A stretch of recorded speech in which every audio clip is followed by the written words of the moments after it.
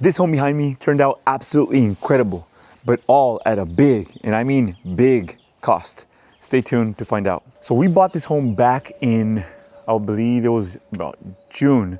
So we started in June and we thought, okay, this is gonna take us about 3 months. That was the goal. 3 months we'll be in and out of this project. It didn't even that much work, I'll be honest. All the cosmetic stuff, the flooring, the paint, the windows, the kitchen of course, and of course the bathrooms. And then 2 months into this project, we get red tagged. And that's where pretty much all the problems just started trickling down, and we ended up having so many delays after delays with the county, with inspections, and with the inspectors themselves. And I'll be honest, this was such a learning experience that I'll never forget. That I'll take this experience and move on to the next one. Most people, when they encounter problems and challenges, one, they either give up, they cry about it, and they quit. Or two, you can decide to actually move forward and continue. Take what you've learned, all the lessons, and apply it to the next deal. There's never losing, only lessons along the way that you can then take to the next project and then make money on it. So let me show you inside what we've done to this place, because it is absolutely incredible project.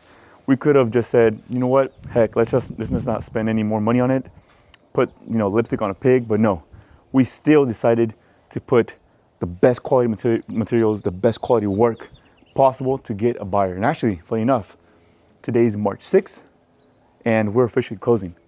We already got a buyer on contract, they're buying this new home, and I couldn't be more excited. So let me take you on this tour. On the outside, there's not much. Of course, we painted the place. Our signature colors, the off-white, you could say, I believe it's called White Dove. I always forget that name, White Dove. And I believe this is like I am blanking on all the names. Like a charcoal gray, that's what it's called. Come on inside. Oh, this is right here, this right here. This is actually the original door.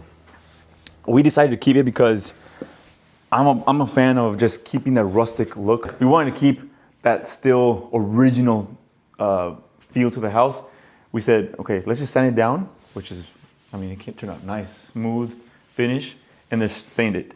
Nice stain, and it looks absolutely incredible with the modern black finishes. Absolutely beautiful.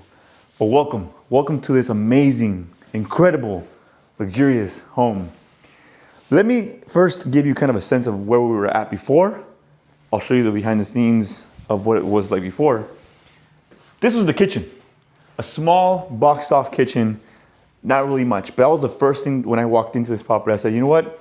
We're taking on this wall, this post that was right here. I said, we're taking it out.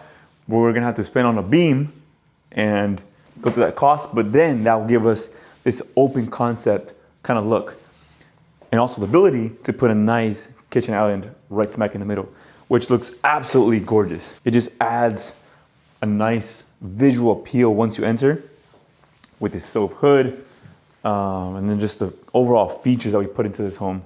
The colors, absolutely gorgeous. Custom cabinets throughout the kitchen, of course, the appliances.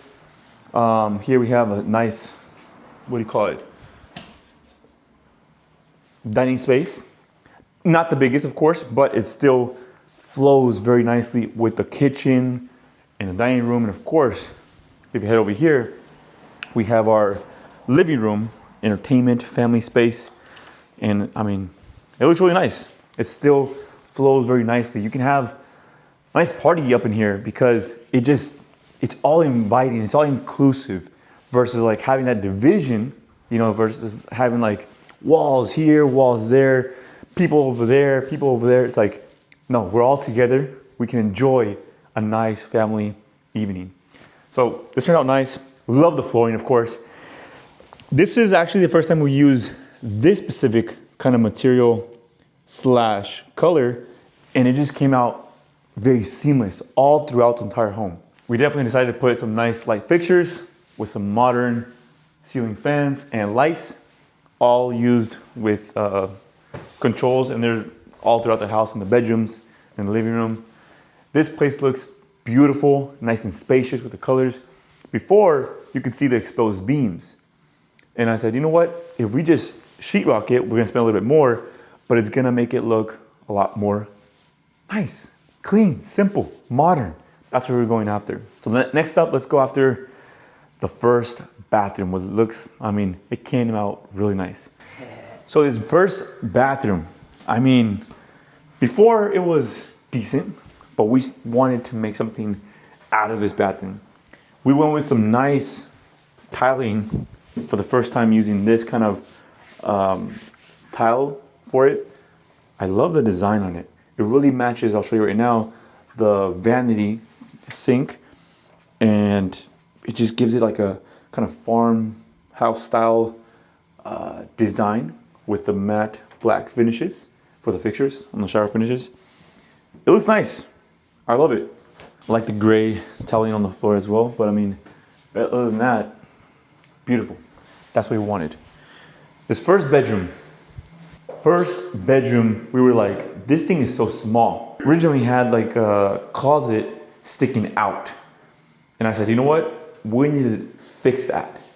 So the bedroom, imagine this. It was only this from here that way. And I said, let's just rip it out. Let's kind of reconfigure in a different spot. And that's when we came up with this with the contractor. He suggested this idea of placing it over here. Now we have more, I guess, width of the bedroom to maybe add a nice sized bed, of course, which you'll see on the next side, on the other bedroom. We also played around with the design, which allowed for more ample space in the bedroom, but still be able to have a closet in place. So let me show you that real quick. All right, so in this second bedroom, a lot bigger for sure. This is where we also reconfigured a lot of the design, the layout, because originally the closet was up to here. So you would enter this bedroom literally like this. I was like, there's no way somebody's gonna bring in a nice sized bed or bed frame. So once again, with working with the contractor, we were able to push this all the way to the end and giving us more space in the front, which just creates a nice big open bedroom. But we have one last bedroom to show, which is the primary bedroom, the master bedroom. And one huge shout out to our stagers, upfront staging, which did an absolutely incredible job.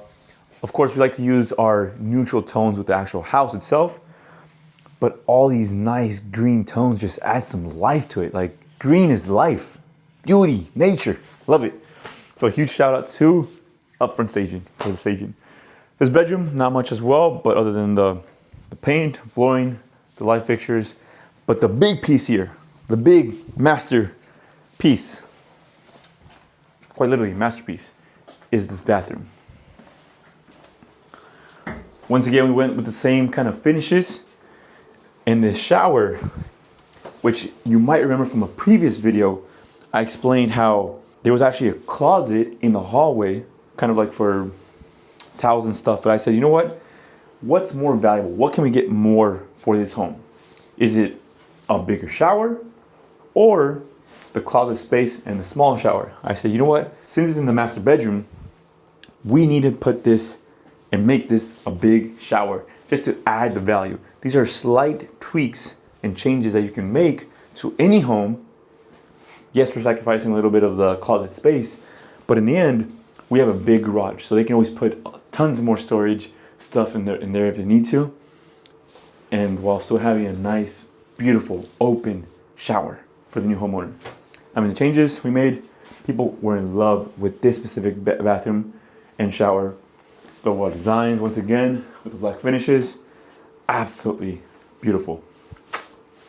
Last up, let's go with the garage, and then from there we'll take it to the backyard, which is absolutely massive. So we're back in the main space, kitchen, dining room, living space, and here's where we have the garage, 2-car garage. I mean, we didn't do much here other than, that's the door. So I myself was over here pulling out a lot of the boards that were laid across. It made it look kind of short. So I said, you know what, how do we just leave the exposed beams? So I removed all the boards, nice and simple and clean. Just cleaned out everything else, fixed the garage door. It was a little bit dented at first, but other than that, turned out nice. Clean, simple. That's all people are really looking for in a garage, to store stuff or to place their cars. Last up, the final event of this is the backyard, which turned out also once again really nice.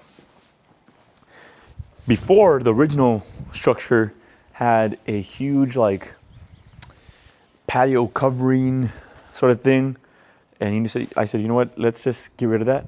It was already in bad shape, and it was taking up a lot of the backyard space. So we took that down, made it way bigger here. If the new buyer really wants to add kind of a covering over here, they can add like a nice gazebo or some of that kind of stuff. But now we have this open concept kind of thing here in the backyard. And as you can see, tons of just space to throw a party out in here. But it doesn't end there, because this yard, people always think that it just ends here where the little fence is. And if you know, my dad and myself, we spent like probably 2 days putting up this fence. But really, the main attraction of this home is this whole back piece. This yard actually extends beyond what you see.